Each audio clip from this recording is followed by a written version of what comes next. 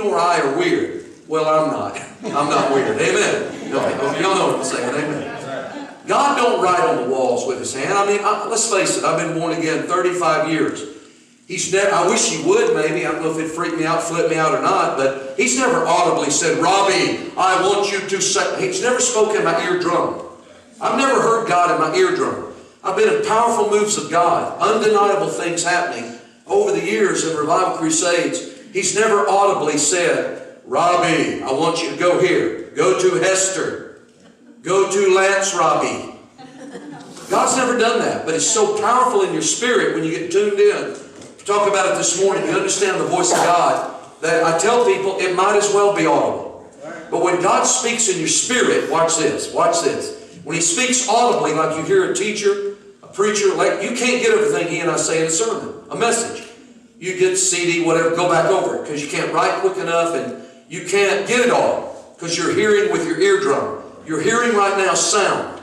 Your hearing's going in your ear and you're deciding whether you like it or want it or not. When God speaks something in your spirit, not audible, you don't have to memorize it. It's not a brain deal. It lodges in your spirit.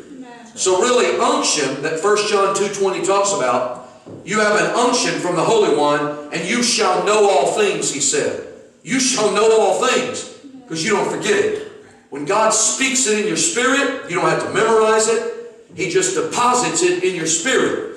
And my sheep know my voice. And this is what he's talking about. It's not an audible deal in the eardrum. And I'm honest with you. People, these preachers run around all the time. God spoke to me audibly this morning. Yeah, okay. All right, I don't believe him. I'm just being honest with you.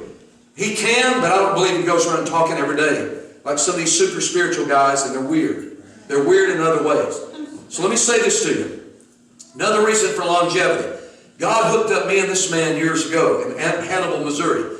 I did about, we decided, let me think, it was, I think, 11 full weeks altogether, 12 weeks of revival, almost full weeks of Holy Ghost preaching, us being together.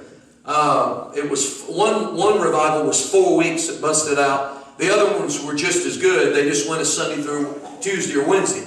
But it was like 8 times, 7 times I was there, one time 4 weeks. So God knit mine and Lance's spirit together. And there's a lot of times we didn't even know he'd be pastoring. He was children's pastor.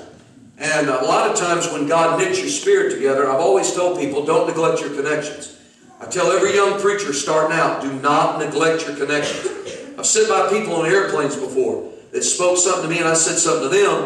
God put some unction in my spirit again, and I didn't have a piece of paper, but I had an ink pen. So I pulled out the ink pen real quick and said, excuse me, you got a piece of gum? They gave me a piece of gum and I just wanted the paper. I didn't want the gum. And I wrote down on Wrigley Spearmint gum paper. And I put it in my pocket. Give me your name and number. Call him later. One guy, met him on a plane. Preacher, we've been working together 20-something years and had dynamic Holy Ghost revivals together. So when I walked in here a while ago, I knew that God put Lance and I together. And Missy, she's just a great woman. Amen? Amen. Isn't that a great woman? Amen. Amen. I was with